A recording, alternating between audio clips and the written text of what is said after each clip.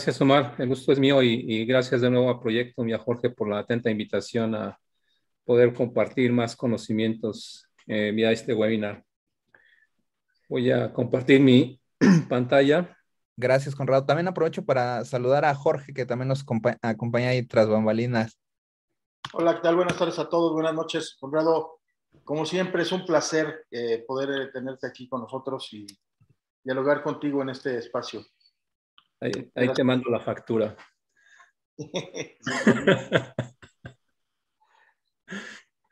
Ok, bueno. Sin problema, yo aquí la anoto en el hielo. Muy bien. Bueno, pues bienvenidos todos. Muchas gracias por su tiempo y como mencionaba Omar, ahí de todas las latitudes y para algunos ya es un poco tarde, pero espero que el tiempo que van a poner aquí sea valioso y que puedan tener un conocimiento adicional y que lo puedan aplicar en su día a día como gestores de proyectos. El tema de hoy es estableciendo o construyendo la confianza y la camaradería desde el punto de vista de un gerente de proyecto. Entonces es importante que notemos que nosotros como gestores de proyectos somos los que llevamos la batuta, digámoslo, en la gestión del proyecto, pero es importante también que proyectemos a nuestro equipo la confianza que nosotros les damos a ellos y que ellos nos dan a nosotros. Entonces, esta parte en muchas ocasiones se deja, o sea, pasa por desapercibida y muchas veces nos enfocamos más en el trabajo que en la gente, ¿no? Entonces, la parte de confianza es importante poderla establecer y de ahí crear esa camaradería en el equipo de trabajo. Entonces, aquí una cita de Roger Staubach, el quarterback de los Cowboys de Dallas de la década de los 70, dice que si no se tiene confianza en la compañía en la que uno trabaja, va a ser muy difícil que proyectemos esa confianza hacia nuestros clientes, ¿no? Entonces, esto es importante establecerlo, ¿no? Si trabajamos en una empresa con la cual no compartimos los mismos valores, va a ser difícil que nosotros podamos ya sea vender o promover la empresa en la que trabajamos, ¿no? Entonces es importante que haya una alineación en ese sentido y aquí la parte importante, lo que menciona Roger Staubach, es la confianza, ¿no? Entonces, una anécdota personal, en la década de los 90 yo estuve en una posición de ventas, pues, trabajando para una compañía de cómputo y bueno, tuve éxito ahí vendiendo equipos y en un momento dado la competencia se acercó y me ofreció trabajo, me ofrecía más dinero de lo que estaba yo ganando en ese momento, pero yo no tenía confianza en el producto, ¿no? Era un producto con el que muchas veces competía contra esta compañía, con los clientes que teníamos y la verdad el producto dejaba mucho que desear. Entonces, me iba a dar más ingresos económicos, pero para mí iba a ser más difícil poder expresar o en realidad poderle dar al cliente la confianza que el producto que iban a adquirir era de buena calidad, ¿no? Entonces es importante que tengamos en cuenta esa situación. Ahora, muchos de ustedes han de estar familiarizados con este modelo, el modelo de Bruce Zuckerman, que es de las etapas de formación de equipos, ¿no? Entonces aquí, digámoslo así, es donde podemos ver cómo la confianza y la camaradería va a ir de un punto cero a un punto máximo en cada una de las etapas, ¿no? Va a ir evolucionando esa confianza que tenemos el equipo hacia nosotros como gestor de proyecto y de nosotros como gestor de proyecto hacia nuestro equipo, ¿no? Entonces, cuando tenemos un equipo nuevo, empezamos ahí en la etapa de formación, empezamos a conocernos, empezamos a saber las capacidades y habilidades de cada uno de ellos, empezamos a asignar trabajo Y después de esa etapa empezamos a ver que hay una serie de conflictos, ¿no? Donde hay que limar asperezas, donde hay malos entendidos, y poco a poco vamos alineándonos, nos vamos, digamos, llegamos a una forma homogénea de trabajo, ¿no? Que sería la etapa 3, que es la normalización del equipo. Y cuando ya hay una confianza plena en el equipo es cuando empezamos a entregar, ¿no? Hacemos ese rendimiento del equipo es cuando llega al máximo, ¿no? Entonces, pero ¿cómo nos movemos de esta etapa 1 a etapa 4 dentro de un equipo de trabajo, ¿no? Bueno, con un artículo que Jorge me compartió y revisándolo, hizo mucho clic conmigo en los 4 pilares que vamos a ver. Estos son 4 pilares que se sugieren que debemos de tener principalmente para poder establecer esa confianza y camaradería en un equipo de trabajo. Lo primero que es la integridad, que es simplemente o la honestidad. Tenemos que ser transparentes con uno mismo y con la gente con la que trabajamos. Debemos de tener un propósito. Básicamente es cómo vamos que es, digamos, lo que hacemos en el día a día, ¿sí? Ese propósito de qué es lo que queremos lograr, qué es lo que queremos ser exitosos personalmente y hacer que nuestro equipo sea exitoso, ¿no? O sea, tenemos que darle todos los elementos necesarios para que nuestro equipo pueda desarrollarse.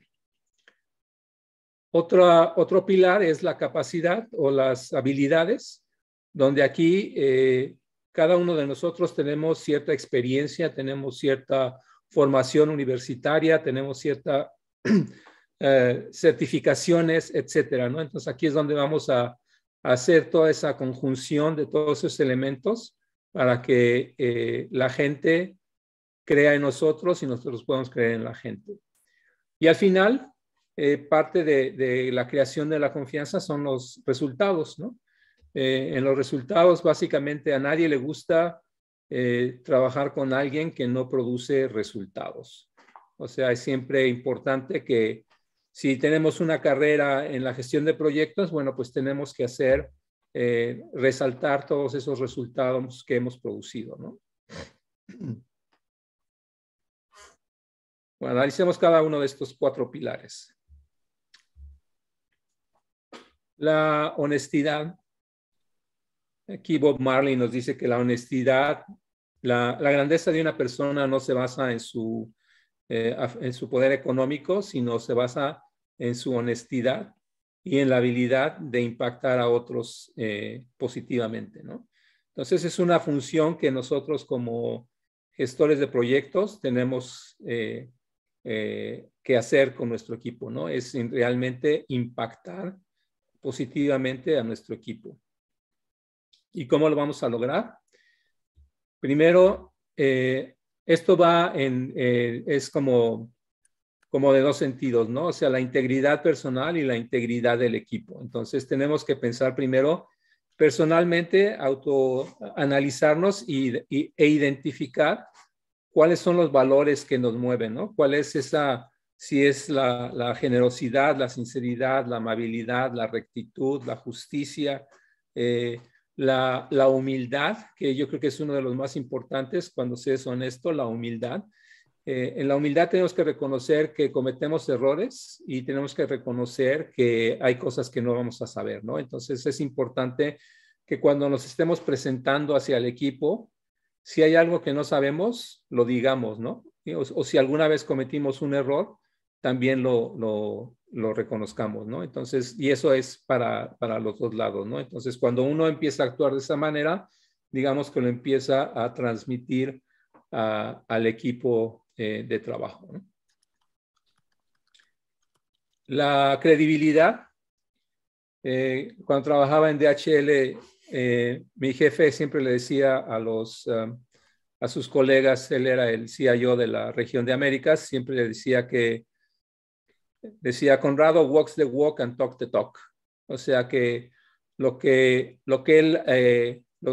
hechos o las palabras que él dice son los hechos que él hace, ¿no? Entonces, es importante que eso lo proyectemos también, porque nos va a permitir establecer una mejor relación con nuestros stakeholders o con nuestros gerentes que están trabajando con nosotros, y también nos puede promover a una mejor posición o a un mejor proyecto en el futuro, ¿no?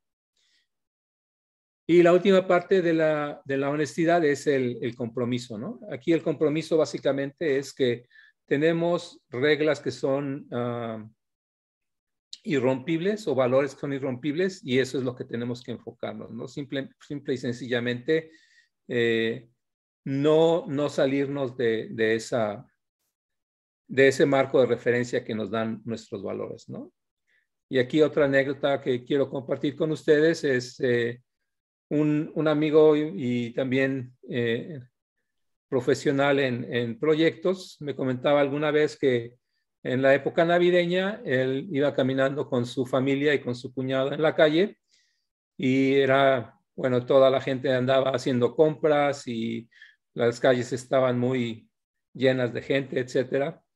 Y sucedió, él se enteró posteriormente al acto, pero sucedió que su cuñado, que era abogado, se dio cuenta que una de las personas que estaban en la calle tiró un fajo de billetes al suelo y no se dio cuenta.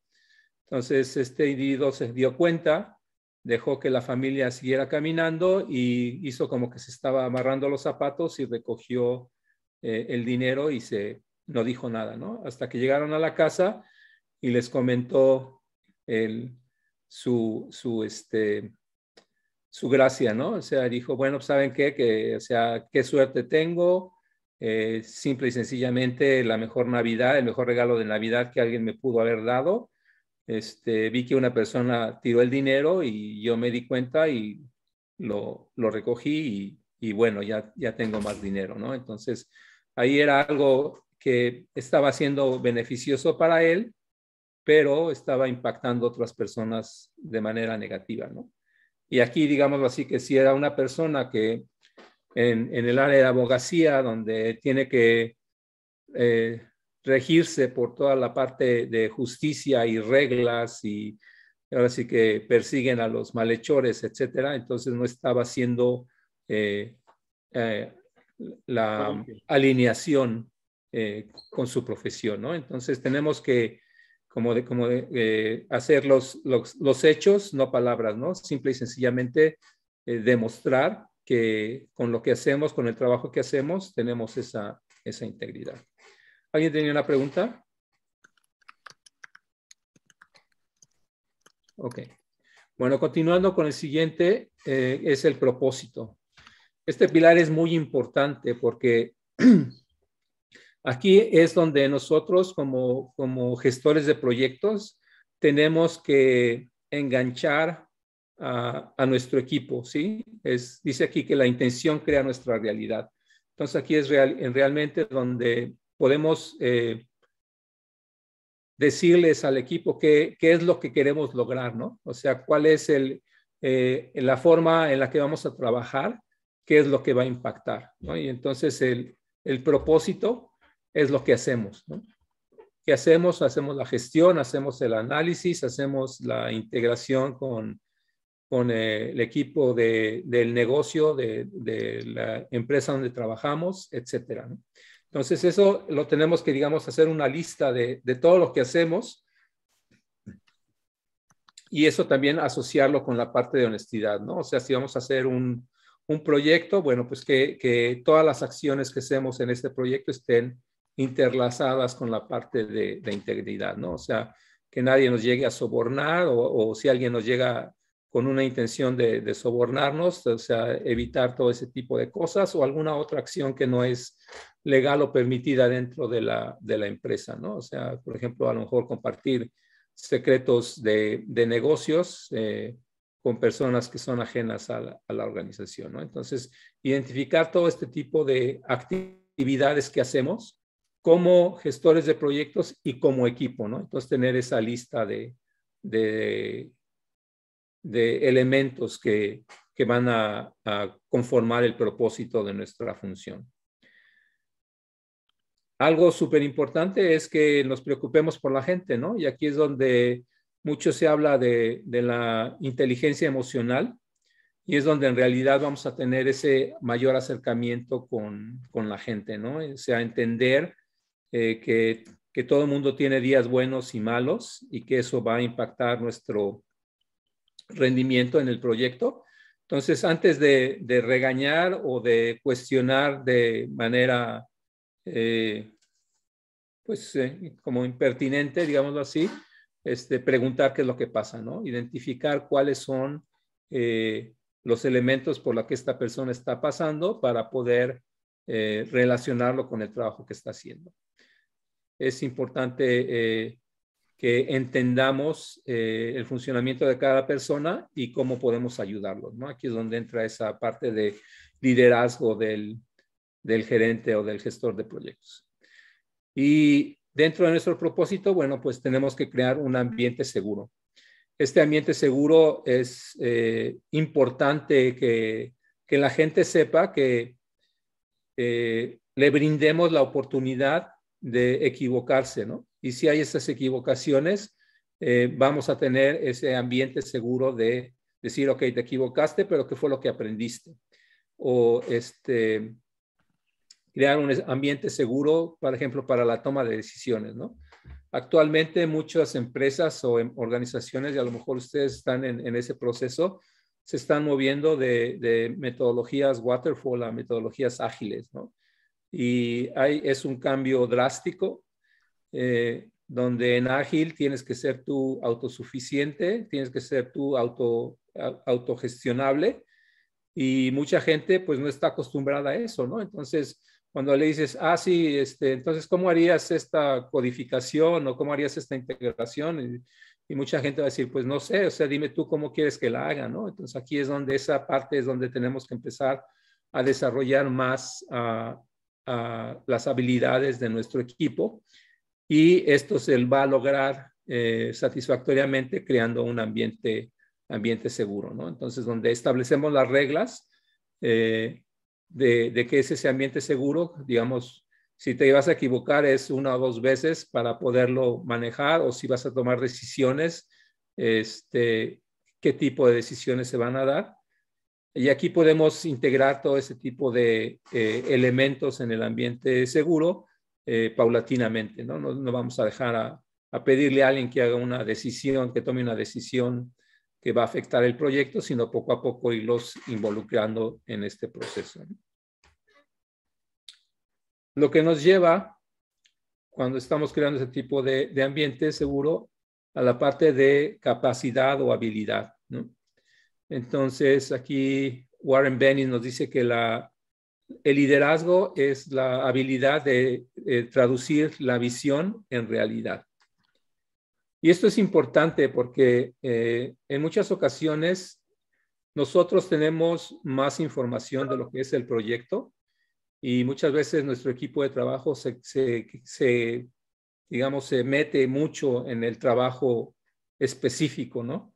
Pero a veces les es difícil entender cuál es el entorno del proyecto, ¿no? O sea, muchas veces dice una persona, pues yo soy desarrollador y lo que tengo que hacer es codificar y crear código y nada más, ¿no? Pero al final es importante decirles, bueno, o sea, tú vas a crear este código que a lo mejor es una interfase para integrar 2 sistemas, y cuando tengamos esos 2 sistemas integrados, vamos a poder producir o vamos a poder tener más clientes van a poder accesar nuestro sitio web, por ejemplo, ¿no? Entonces, es totalmente diferente cuando le damos esa visión traducida a la realidad de lo que en realidad esta persona está haciendo, ¿no? No es simplemente el codificar, sino el poder producir algo que va a beneficiar a la organización o a nuestros clientes. Y aquí es donde tenemos que identificar cuál es el talento de las personas, hacer una lista de esos talentos, ver cómo podemos también utilizarlos dentro del equipo, ¿no? O sea, cómo podemos compartir ese conocimiento. un conocimiento que se tiene y que se almacena y no se comparte, en realidad no es útil. Entonces tenemos que ser como lo estamos haciendo ahora, ¿no? Este tipo de situaciones de poder compartir, ya sea en artículos o en webinars, poder compartir ese conocimiento para que le pueda servir a otras personas. Todo lo que son las habilidades. En este caso, bueno, ahí ustedes como gestores de proyecto, bueno, pues tienen que tener una habilidad de liderazgo, tienen una habilidad técnica, una habilidad estratégica que deben de desarrollar, y también tratar de transmitir ese deseo a la gente que trabaja con ustedes, ¿no? Es importante que si ustedes quieren ver crecer su equipo, deben darle la confianza para que ellos también se integren en esa parte. Y ahora todo el trabajo que, como veíamos ya en la última etapa de la formación de equipos, es lograr la excelencia, ¿no? Todo el trabajo que tenemos, toda la experiencia, los años de experiencia que se tienen en ese equipo de trabajo, deben de enfocarse a producir algo que es excelente.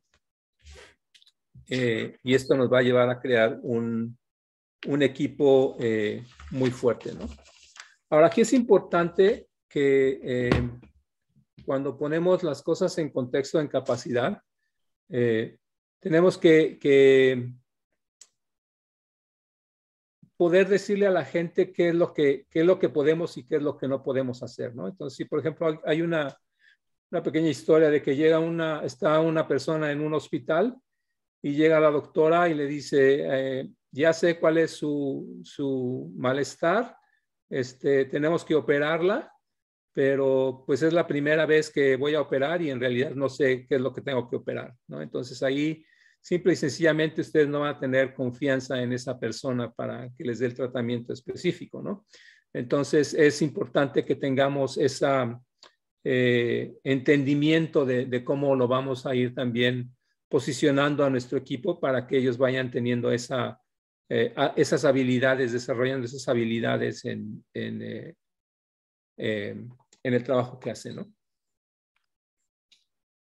Y por último, el último pilar es el de resultados. Aquí Vince Lombardi nos dice que los alcances de una organización son los resultados de la combinación del esfuerzo de cada individuo, ¿no? Entonces aquí es de nuevo un enfoque total de grupo, ¿no? No es yo como project manager terminé el proyecto exitosamente y me tengo que llevar todas las medallas, ¿no? Es el esfuerzo de cada uno de los individuos que participó en ese proyecto, es el resultado que se está dando, ¿no? Entonces tenemos que hacer ese reconocimiento y celebrar también esos éxitos, ¿no? Con el equipo y con la organización con la que trabajamos. Entonces hablábamos al principio que hay mucha gente que no nos gusta trabajar con gente que sabemos que no ha producido resultados. Y es importante entender esto porque cuando nosotros producimos resultados, es algo que nos va a llevar a establecer también una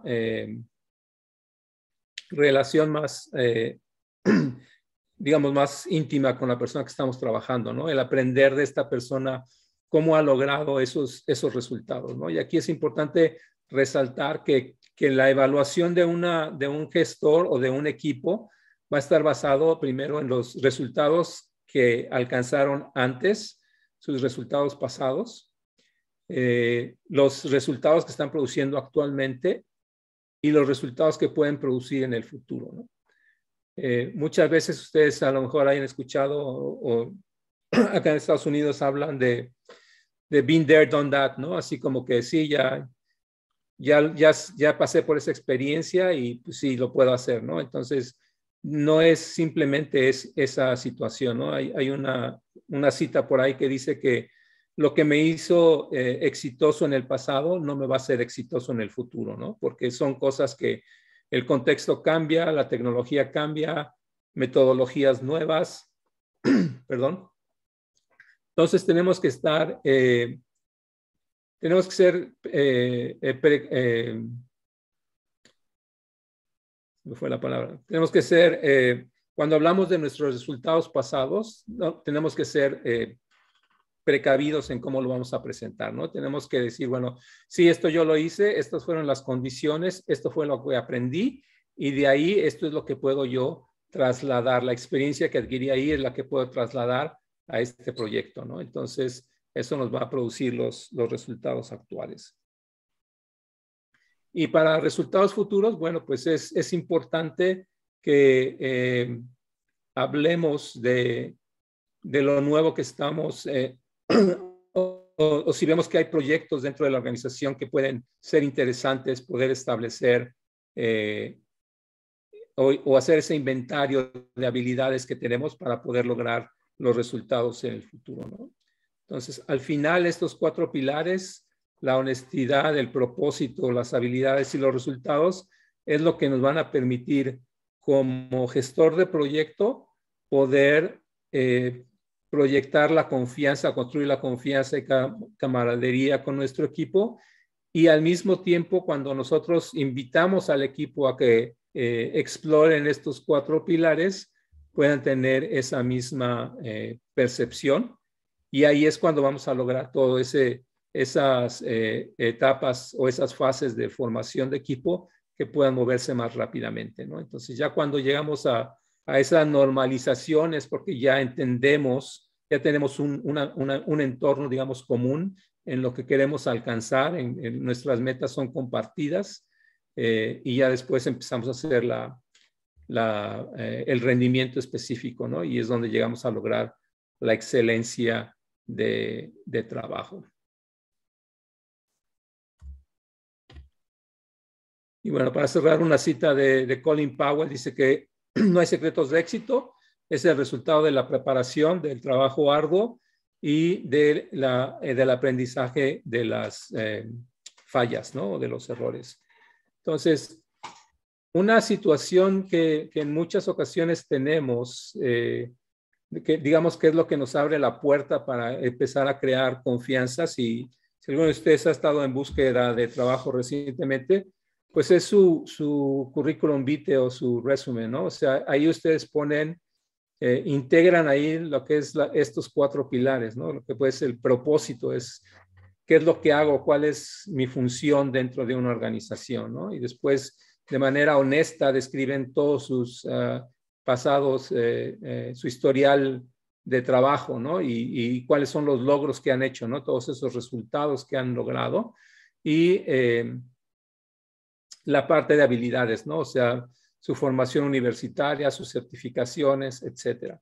Entonces, esto es, digamos, que un rompehielos o una forma en la que nos va a abrir una puerta para poder tener una entrevista de trabajo, ¿no? Y entonces aquí es donde estamos, ese simple documento, cuando alguien lo lee, puede estar pensando o estableciendo ya un nivel de confianza con ustedes, ¿no? Entonces, eso es importante poderlo establecer, ¿no? Digamos que es un ejemplo muy simple, muy sencillo de cómo ustedes pueden proyectar confianza con otras personas, ¿no? Y de lo que hablábamos en la parte de habilidades, en mi vida profesional, tuve la suerte de que me llegaban a mí, a mi equipo de trabajo, muchas personas que eran rechazadas de otros equipos de trabajo, ¿no? Entonces siempre me los mandaban mal recomendados y me decían que no trabaja, que no entiende, que es flojo. Y después de 6 meses de trabajar con ellos, empezábamos a ver resultados, ¿no? Y era simplemente el poderles dar esa confianza en ellos mismos que pudieran empezar a desarrollarse de manera diferente, ¿no? Y para sorpresa de muchos, después llegaban y me decían, oye, no, pues ya ahora que lo formaste, quiero que se regrese a mi equipo, ¿no? Entonces, esa es una de las buenas satisfacciones que se tiene, ¿no? Cuando estamos trabajando en equipo, que podemos en realidad sacar lo bueno de las personas en el trabajo, ¿no? Y como decía ahí al principio, el poder impactar de manera positiva a la gente que nos rodea, ¿no? Y para cerrar, bueno, sus conclusiones.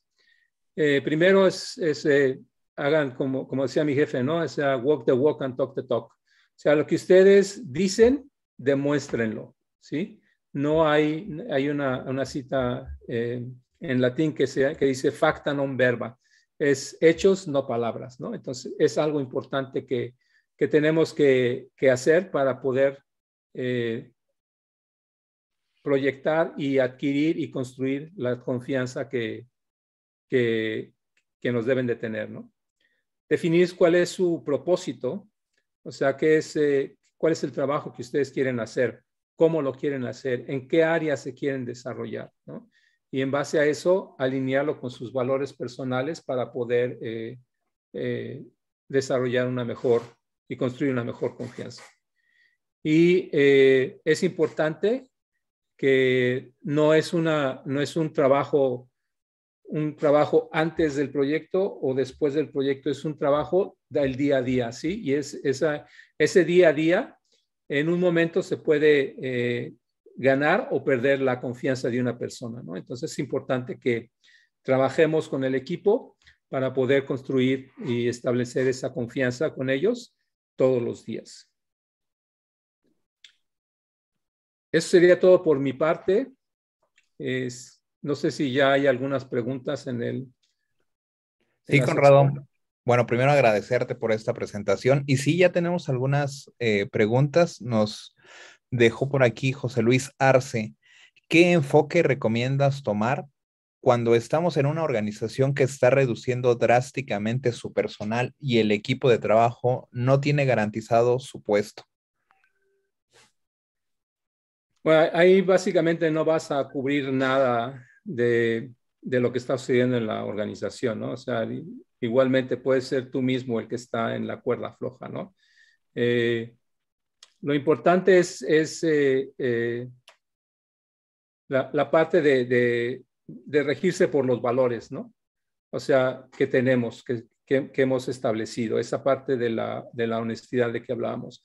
Puede ser que el ambiente en el que estamos trabajando sea totalmente negativo, pero no debemos sentirnos afectados por eso, ¿no? O sea, tenemos que decidir en un momento dado si ese es el ambiente en el que queremos trabajar o es un ambiente en el que tenemos que salir.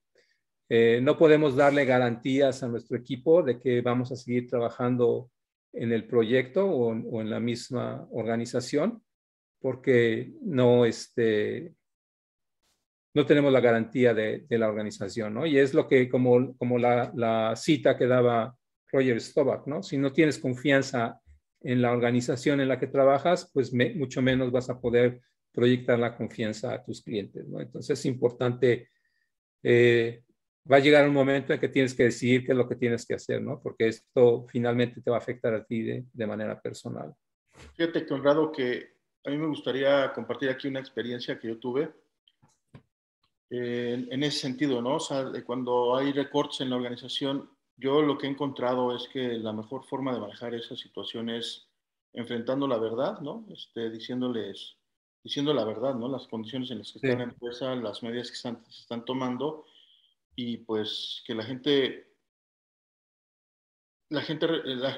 cuando tú le hablas con la verdad responde, ¿no?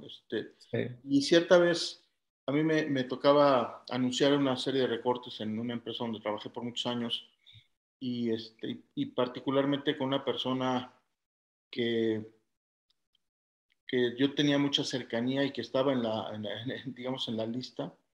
Pues lo invité a comer y le dije abiertamente, le dije, mira, la verdad es que te invité a comer por esto. Yo sé que ahorita el revelarte esta información me deja en una posición vulnerable, pero confío en tu profesionalismo y pues te invito a que desde ya empecemos a trabajar para que no te quedes mucho tiempo desempleado, ¿no? O sea, en lo que yo te puedo ayudar y busquemos cómo colocarte con alguna amistad o proveedor, etcétera, ¿no? Entonces, la verdad es que me agradeció mucho y un poquito cuando yo lo hice pensando, bueno, ¿qué me gustaría, si yo estuviera en ese lugar, qué me gustaría que hiciera? ¿Cómo me gustaría que mi jefe manejara una situación así conmigo? ¿No? Y entonces, pues lo manejé como a mí me hubiera gustado que lo manejaran, y la verdad es que no me arrepiento. La persona fue bastante profesional, me agradeció mucho, y pues trabajamos de manera proactiva para lograr que ese proceso complicado y difícil no fuera tan difícil, ¿no? Perdón por la interrupción.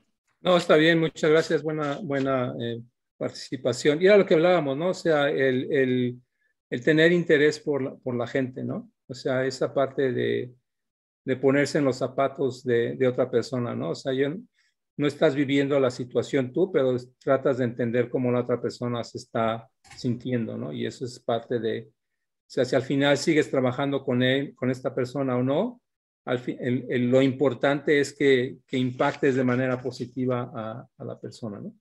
Correcto. Y bueno, mi respuesta básicamente fue pensando que todo el mundo sabía que la empresa estaba recortando, ¿no? Pero en tu caso tú tenías, digamos, esa información confidencial y la compartiste, ¿no? Correcto. Muchas gracias, Conrado. Mira, tenemos aquí otras preguntas. Patricio Burbano nos pregunta, la confianza demanda tiempo y muchas veces como gestor de proyecto debes gestionar con rapidez un proyecto y el sendero que debe tomarse es el castigo si no cumples. ¿Cómo afrontar este escenario? Bueno, ahí es lo que, o sea, yo creo que como gestores de proyecto, una de nuestras habilidades es poder manejar tiempos, ¿no? Tenemos que manejar ahí un cronograma y de esa misma manera lo tenemos que establecer. Y sí, hay momentos en que tenemos que hacer las cosas deprisa, pero también ahí es nuestra función decirle a la persona que nos está pidiendo que, o sea, hay cosas que no se pueden hacer, ¿no? O sea, que no hay poder humano que la puedan hacer, ¿no? O sea, vamos a intentar hacer algo que no vamos a lograr y eso lo sabemos desde el principio. Entonces ahí es donde tenemos que hablar. Y como decía aquí, o sea, la confianza aquí en esta conclusión, la confianza no es de, tengo que hacer 3 horas de confianza hoy o con 3 horas de confianza a la semana funciona, ¿no? O sea, es todo el tiempo, cada actividad que tú haces tienes que establecer esa confianza con el equipo, ¿no? Todas las acciones que tú haces van a crear o a destruir la confianza, ¿no? O sea, tú no les puedes decir que no actúas de mal manera si en alguna manera ellos se identifican que tú ya lo hiciste, ¿no? Entonces ahí tu realidad no está siendo congruente con tus palabras, ¿no? Entonces, sí tenemos urgencias, pero así como es tan importante el cumplir con el proyecto, es importante tener este elemento, ¿no? Claro, que se construye a diario, ¿no? Como bien dices. Exacto. Perfecto, Conrado. Mira, otra pregunta. ¿Qué tan larga puede ser la etapa de storming en el ciclo de vida de los equipos? Bueno, eso yo creo que es muy contextual esa pregunta, ¿no?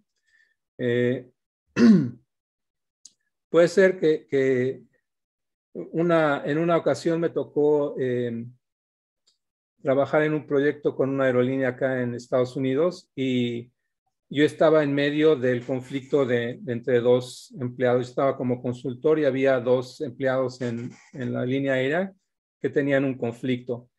Y yo tenía que trabajar con uno de ellos y básicamente, ahora sí que fue, el storming nos duró como 5 meses. ¿Ah? Y yo lo único que hacía era, bueno, ¿qué te ayudo? ¿Qué te demuestro? ¿Qué te hago? Hasta que hubo una necesidad cuando estaban abriendo las líneas o las rutas hacia Cuba, que esta persona no hablaba español y entonces yo le empecé a ayudar ahí a todo el tema de tratar con los cubanos para hacer todos los arreglos de la aerolínea y a partir de ahí ya cambió totalmente, ¿no? Pero siempre va a haber, yo creo que situaciones en las que hay un elemento que va a hacer cambiar de ese storming al norming, ¿no? Pero o sea, tiene muchos factores, ¿no? El factor humano, cuántas personas conoces, puede ser que en muchas ocasiones puedes tener que un grupo de gente esté en contra de un individuo dentro del proyecto, que eso te va a afectar y es donde tú tienes que estar, limando esas asperezas para que el proyecto funcione, ¿no? Ok, Conrado. Siguiente pregunta. ¿Qué hiciste con las personas que eran rechazadas de otros grupos y los volviste exitosos? Bueno, básicamente era primero preguntarles, entender del contexto en el que venía, ¿no? O sea, qué situación era la que estaban experimentando con el otro equipo de trabajo. Uno de los elementos era que conceptualmente la percepción del equipo y del project manager era que esta persona era mala, ¿no? Entonces eso como que esta persona se lo compró y se lo asimiló, no soy bueno y no puedo hacer las cosas, ¿no?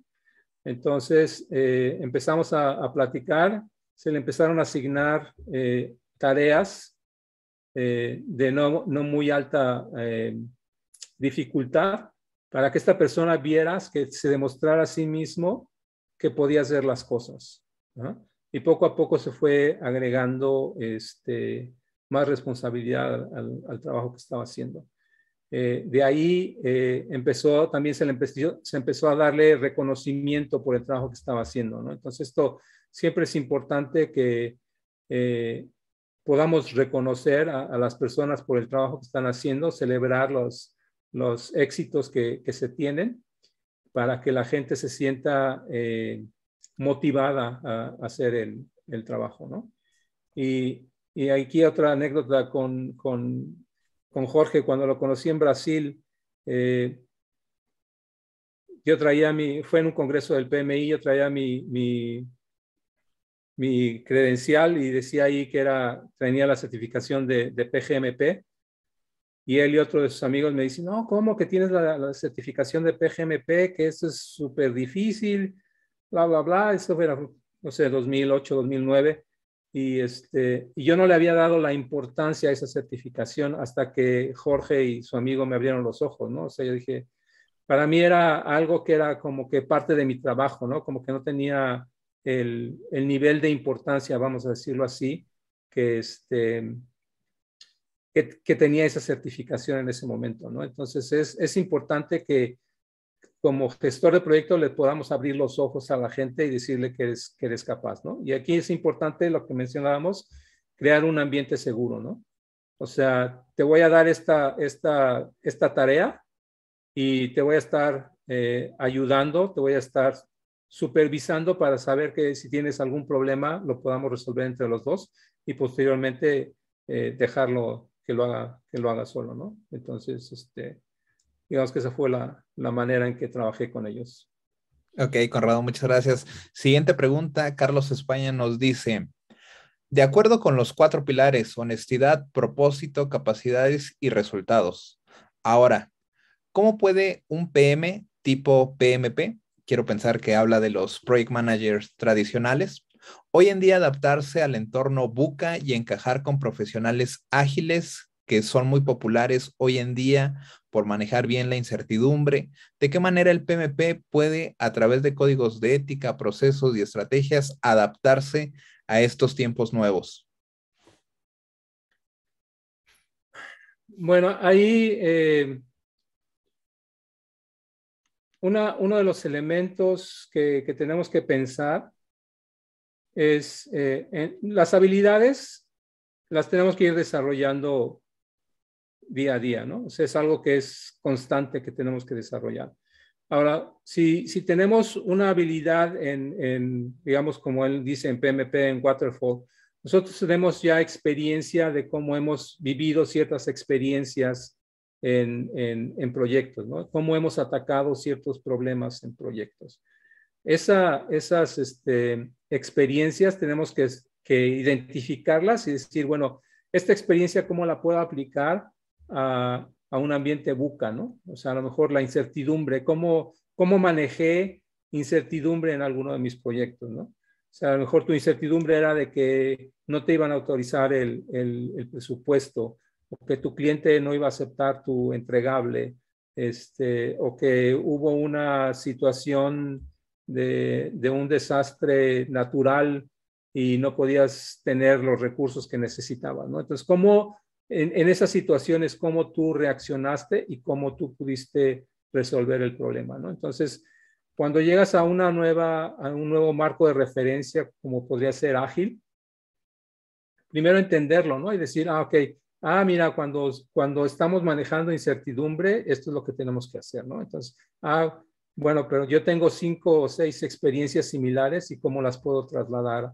a ese ambiente, ¿no? Entonces, es básicamente, yo creo que no hay que asustarnos por el cambio de nombre de un marco de referencia. Al final, si lo haces de manera ágil o si lo haces de manera híbrida o tradicional o estás gestionando un proyecto, ¿no? O sea, eso no cambia. O sea, tu proyecto va a producir un resultado y eso es la parte en la que te tienes que enfocar, ¿no? Ahora, ciertamente, Conrado, estamos viviendo un cambio de paradigma, ¿no? En los modelos de liderazgo, en la exigencia, en la exigencia hacia los colaboradores y incluso en facultar a los colaboradores para que trabajen de manera autónoma, autodirigida, etcétera, ¿no? Y para una persona que viene de la vieja guardia, pues puede ser una píldora difícil de digerir. Yo lo único que he encontrado es seguirnos preparando, ¿no? O sea, al final, el desarrollar tu resiliencia, el desarrollar tu liderazgo de servicio, el ser un buen contador de historias, el entender cómo la inteligencia emocional te sirve para conectar con las personas y ayudarlas a brillar, ¿no? O sea, al final, este nuevo modelo o este nuevo paradigma implica un liderazgo donde el líder está a un lado, el líder paradójicamente es una persona que no está en el reflector, sino es la persona que habilita a su equipo, ¿no? Sí. Y la única forma es seguirnos preparando. Nosotros en Proyecto, perdón por el comercial, tenemos varios enfoques que ayudan a hacer este cambio de mentalidad. Uno de ellos es un programa que desarrollamos Conrado y yo alineado al modelo de liderazgo ágil que propone IC Agile, que es una organización que está promoviendo mucho el desarrollo de habilidades en agilidad. Y este curso que nosotros le llamamos Smart Leadership, pues digo, sería muy pretencioso decir que en un curso de 40 o de 100 horas sales siendo un líder, ¿no? En realidad, lo que te damos es repasamos una lista de herramientas y modelos que te ayudan a transitar este periodo de cambio de enfoque en el trabajo, en el liderazgo y en la forma en que los proyectos se llevan a cabo, ¿no? Es lo que yo he aprendido, a estar todo el tiempo preparándote y entendiendo estos nuevos modelos de trabajo. Es el único antídoto para este mundo VUCA que yo he conocido. Así es. Y mira, uno de mis mentores cuando empezaba yo en la parte de gestión de proyectos, siempre me preguntó una vez y me dijo, estábamos en tecnología, me dice, ¿tú crees que puedes ser un gerente de proyecto para construir un avión? Y yo me quedé así como que, pucha, pues no sé nada de aeronáutica, o sea, no sé nada de aerodinámica y todo eso, ¿no? O sea, le dije, no, pues no. Dice, no, si tú eres gerente de proyecto, tú puedes dirigir cualquier proyecto. O sea, tú tienes que entender que tú no eres la persona que va a saber todo y tú vas a tener un grupo de expertos que te van a apoyar. Entonces, esa es la parte, ¿no? Yo creo que esa es la premisa con la que de alguna manera yo me he movido, ¿no? O sea, y en mi experiencia profesional yo he saltado de industrias. Por ejemplo, empecé en hardware, me fui a software, me fui a transportación y logística, me fui a telecomunicaciones, transportación y logística, regresé a consultoría donde también estaba en la parte de aerolíneas. Entonces, cuando, por ejemplo, me moví de software a telecomunicaciones, cuando me entrevistaron me dijeron, oye, pero pues, tú no sabes nada de telecomunicaciones, ¿cómo vas a dirigir un proyecto? Y dije, bueno, pues el proyecto ustedes tienen diferentes fases, tienen su metodología, y yo no voy a hacer el trabajo directamente, o sea, va a haber un equipo de trabajo con el que yo me voy a apoyar y voy a aprender lo que están haciendo, ¿no? Eso es lo importante, ¿no? O sea, yo creo que aquí es dejar un poco aparte la imagen de que el gerente de proyectos hace todo sino más que nada el gerente de proyectos es el que lleva la batuta, ¿no? Es el que hace la orquestación del proyecto y hay un grupo de soporte para lograr ese resultado del proyecto. Muy bien, vamos con la última pregunta. David Abarca nos comenta, en organizaciones en donde el cambio de personal es constante dentro de los proyectos, ¿cómo afrontar o adaptarse a este escenario? Supongo que habla de que hay rotación de personal y sale uno y entra otro, ¿no? Sí, correcto. Bueno, o sea, aquí sería volver a la parte del pilar de habilidades, ¿no? O sea, identificar qué fue lo que perdimos de esas habilidades, de ese talento y comparar con lo que estamos adquiriendo, ¿no? Y ver cuáles son las, digamos, la brecha entre cada una de las personas para poder ver cómo lo vamos a cubrir. O sea, es algo que es, yo creo que común, ¿no? O sea, nadie es indispensable en una posición y en muchas ocasiones puedes tener situaciones que te llevan a moverte a otra parte y es el tema, ¿no? O sea, pero simplemente es decir, ok, se me fue un recurso que tenía toda esta lista de habilidades, estos talentos, me llega un recurso con más o con menos, ¿cómo lo voy a balancear con el equipo, ¿no? Ese es un tema y desde un punto de vista de liderazgo transformacional, quizás valdría la pena preguntarse qué está pasando en la organización que está teniendo esos niveles altos de rotación, porque eso, para mí esa pregunta ayuda a cambiar la perspectiva de cómo estás viendo las cosas. Una es pues, aprender a vivir con eso y otra es, bueno, ¿y qué está pasando? O sea, ¿qué pasa en la organización que está gestando esta situación? Y probablemente se puedan atacar las causas de fondo a través de un programa de liderazgo, ¿no? O sea, a mí, digo, de bote pronto se me ocurre que, bueno, más bien, me acuerdo de esta estadística que dicen que el 90% de las personas que dejan una organización lo hacen por cuestiones del jefe, ¿no? No porque Sí. tengan una mejor oportunidad o porque tengan un ingreso mayor, sino simplemente ya no aguantan al jefe, ¿no? Entonces, probablemente hace falta trabajar el liderazgo de esa empresa y por eso está teniendo ese tipo de respuesta al estímulo de liderazgo que se está teniendo, ¿no? Y si lo ponemos en el contexto actual ahora, Jorge, es también la cultura, ¿no? Claro. Te comenté que yo me estoy cambiando de trabajo a fin de mes y una de mis premisas era, o sea, regresamos nosotros a la oficina en mayo con la suposición de que íbamos a ser más colaborativos, ¿ah?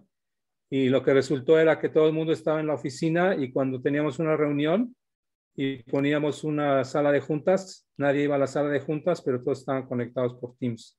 Entonces todos decíamos, bueno, ¿cuál es el sentido de que venga a la oficina si supuestamente tenemos que ser colaborativos, trabajando uno a uno y nadie se presenta, ¿no? O sea, yo me puedo quedar en mi casa y hacer lo mismo, ¿no? Bueno, no fui yo el único que renunció, sino fuimos como 4 o 5 del mismo equipo que renunciamos casi al mismo tiempo, ¿no? Y la premisa era de que conseguimos trabajo que son totalmente remotos, ¿no? Y ayer, al final del día, nos avisaron que iban a cambiar la política y que iban a dejar trabajar 2 días a la semana a la gente desde su casa, ¿no? Entonces, ahí ya se vio que el impacto de la pérdida de talento está relacionado con el cambio de cultura que la organización tiene que hacer, ¿no?